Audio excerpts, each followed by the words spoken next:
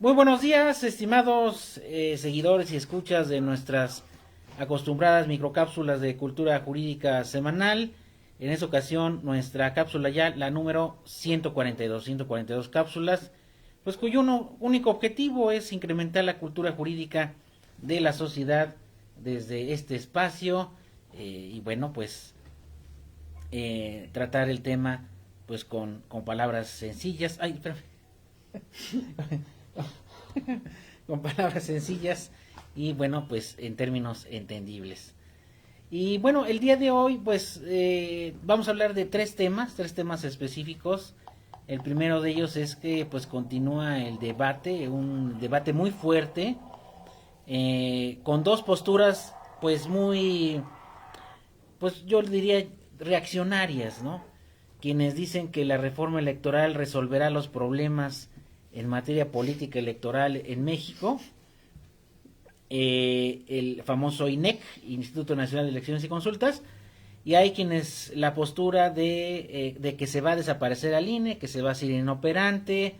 quienes se resisten al cambio en esta reforma electoral. Como lo habíamos comentado en otras cápsulas anteriores, habíamos comentado de que siempre las reformas de ley van encaminadas a mejoras, ¿no? A mejora en temas que impactan a la sociedad, ¿no?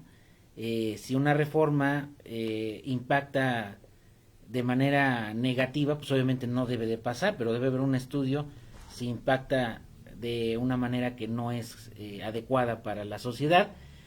Pero, pues obviamente, si se promueve una iniciativa de reforma de ley, cualquiera que ésta sea, como es en la materia electoral,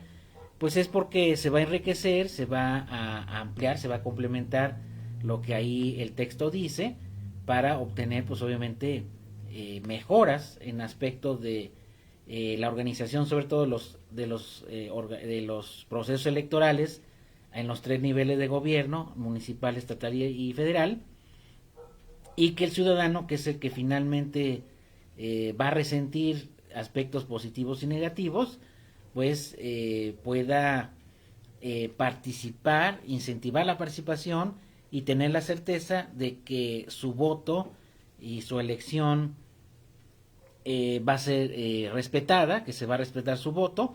que es lo que siempre queremos en una elección, que haya más participación, que se abate el abstencionismo y que se induzca a la participación y que se tenga la certeza, la confianza de que su voto va a ser, se va a emitir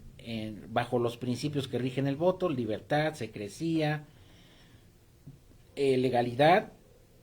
y que se va a contar bien, y finalmente se tiene que respetar la voluntad popular al momento de que se elija a ese representante, a ese funcionario, a ese político que va a estar durante un tiempo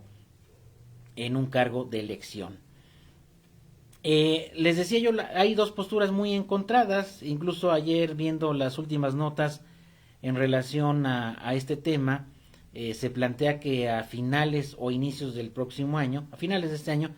ya se tenga la votación y el documento final de la reforma, electoral. Ojalá así sea, para que no se deje pasar más tiempo. Y también es importante destacar que lo que se quiere es que se tenga un INEC mucho más fuerte, un INEC más profesional. Eso también es un tema que he escuchado muy poco, de todo ese personal que va a integrar el INEC, de dónde va a salir, quiénes van a ser los consejeros, cómo se va a elegir a esos consejeros. Realmente va a ser gente capacitada, preparada, honesta,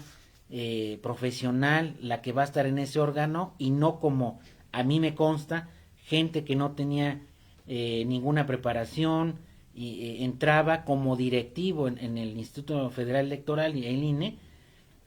por dedazo, por lo que estamos acostumbrados, por tener influencias, por ser amigos. Incluso hasta un secretario de un consejo local, platiqué con él sobre un resultado de un examen y hasta se burló enfrente de mí diciendo, pues aquí hacemos lo que queremos, así lo dijo de plano. Son convocatorias amañadas, etcétera. Son gente que ya ha estado por mucho tiempo ahí, pues realmente aportando muy poco a los procesos democráticos. Les digo porque pues yo estuve en las fauces del monstruo, lo conozco. También el tema de los auxiliares electorales mal pagados, con excesiva carga de trabajo, mientras los mandos medios y superiores pues ganaban 20 veces el nivel salarial de un auxiliar, de un capacitador. Entonces todos esos temas de operatividad, desde luego que se pueden resolver con este INEC, porque si se eficientiza el uso de los recursos, sobre todo para quienes están en el campo, para quienes preparan, quienes capacitan, quienes realmente organizan el proceso electoral, si se centra el esfuerzo ahí, yo pienso que puede mejorar muchas cosas. Yo lo he vivido, yo fui auxiliar, yo fui capacitador, fui consejero suplente, observador, entonces no son temas que desconozca, los conozco muy bien, sé de la corrupción interna, de la falta de transparencia en convocatorias que hay en el INE, en el extinto IFE, y esto pues no puede continuar así. De hecho, en la última encuesta que se realizó por parte del propio INE, pues 9 de cada 10 personas a las que se realizó esa encuesta están a favor de que se cree otro órgano, el INEC, y además que haya una profunda reforma pues en los mandos superiores, en la elección de consejeros, en mandos intermedios, y yo estoy de acuerdo que la parte operativa es la que se debe de reforzar, y el uso eficiente de los recursos es lo que va a distinguir a este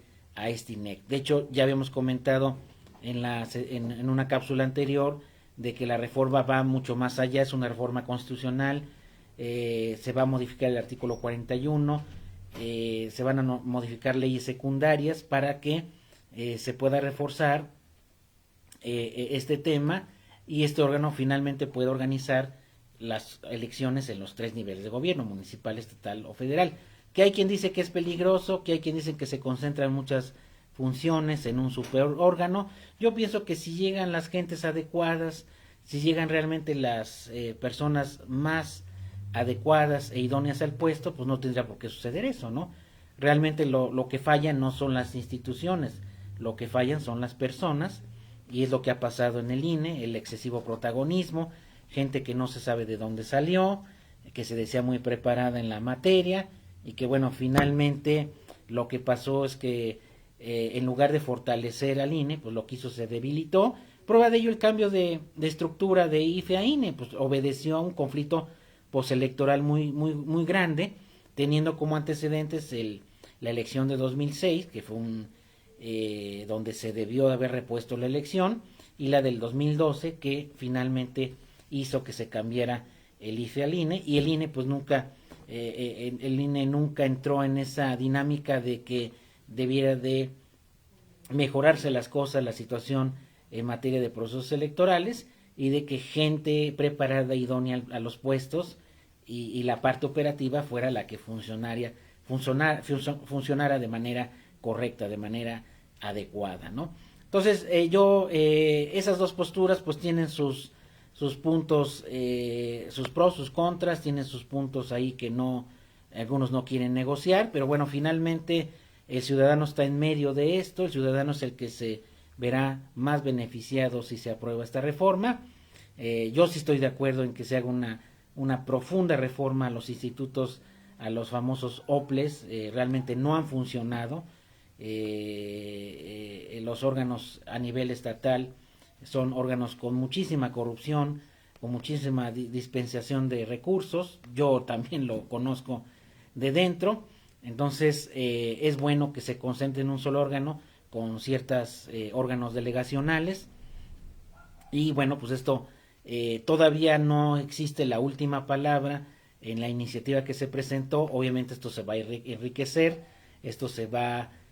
a complementar con otras ideas, con otros estudios y análisis que se hagan sobre la materia, experiencias exitosas de otros países, el famoso voto electrónico que me parece que ya debió de haber estado desde hace mucho tiempo en México, se ahorran muchos recursos, se garantiza la eficacia, hay candados, hay manera de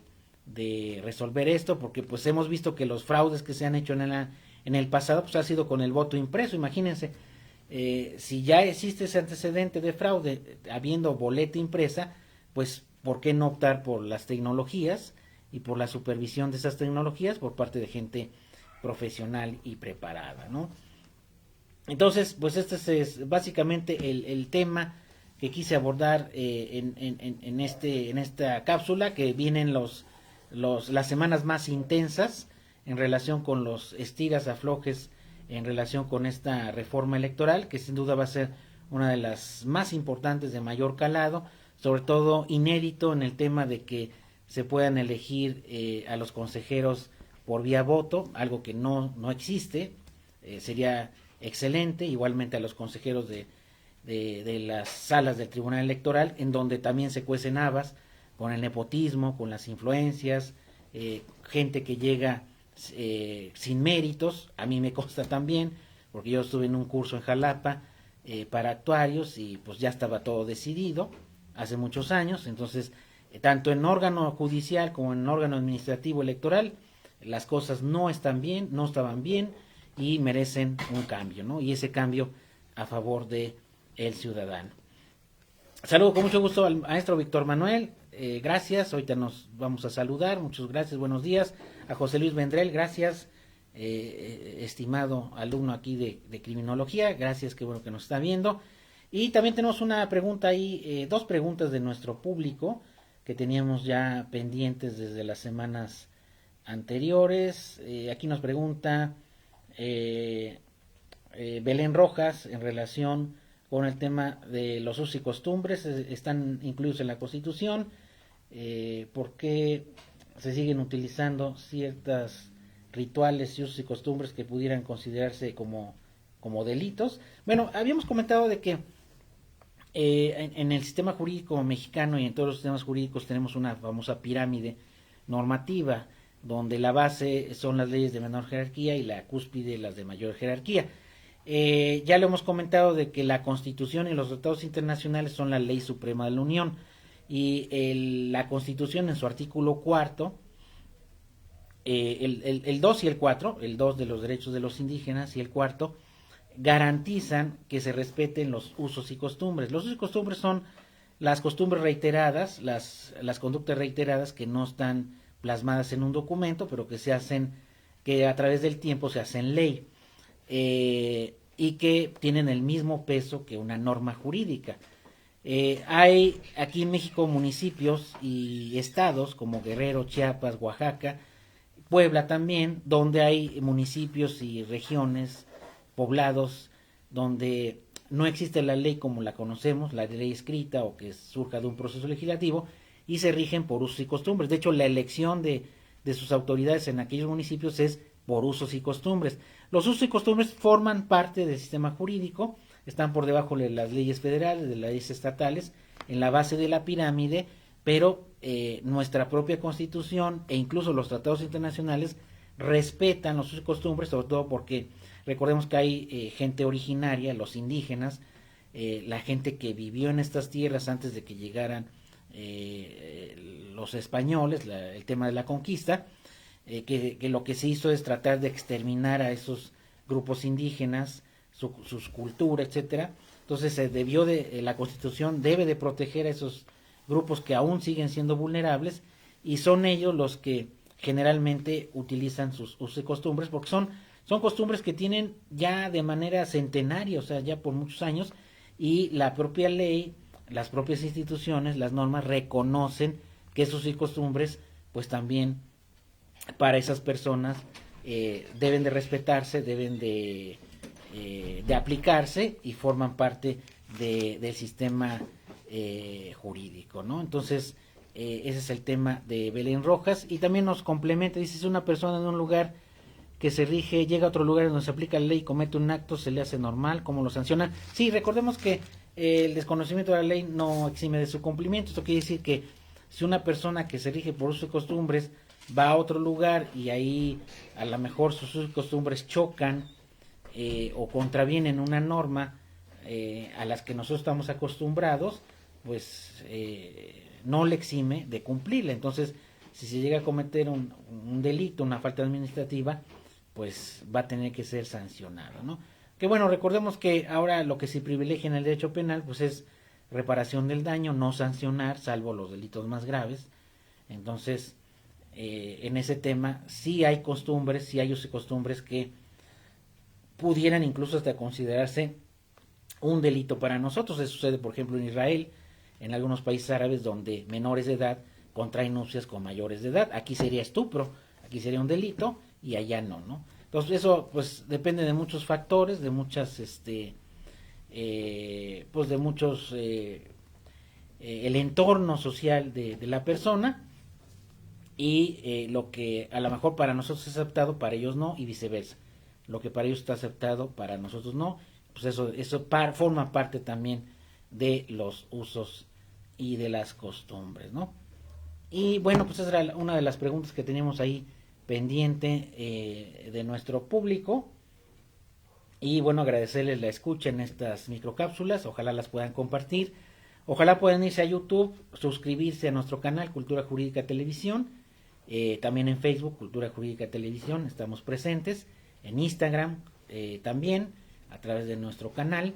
y en Telegram el grupo se llama Cultura Jurídica Televisión, donde publicamos también estas cápsulas y algunas otras conferencias, pláticas en relación con temas de carácter jurídico, ¿no? Y también finalmente un pequeño informe de las solicitudes que hizo la Asociación de Docentes, Capacitadores y Tutores de Educación Superior del Estado de Puebla. Desafortunadamente de las 6 peticiones se salieron por la tangente 2 diputados, no voy a mencionar sus nombres, a lo mejor ya los conocen, de Morena, que dicen ser de la 4T, no nos contestaron, se salieron por la tangente. Eso quiere decir que hay gente que no está comprometida con el movimiento, no le interesa los temas de la sociedad, como es el tema docente. Casi 2 millones de docentes de educación superior privadas están en la indefensión por no reformarse la ley del trabajo. También la Secretaría de Educación aquí en Puebla nos contestó negativamente. El único que sí hemos de reconocer que sí nos contestaron, sí nos dieron audiencia, incluso hubo una sesión de videoconferencia,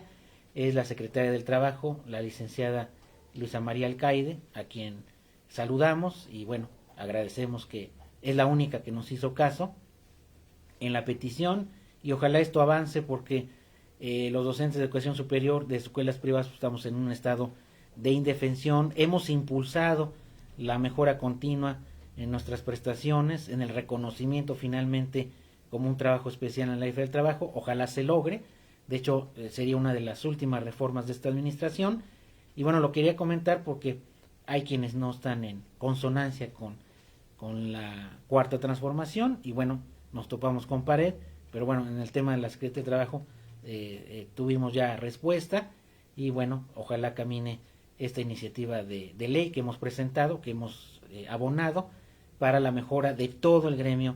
docente de educación superior, tanto pública como privada, pero más enfocado al tema privado. Muchas gracias, que estén muy bien y que tengan un excelente fin de semana. Muchas gracias.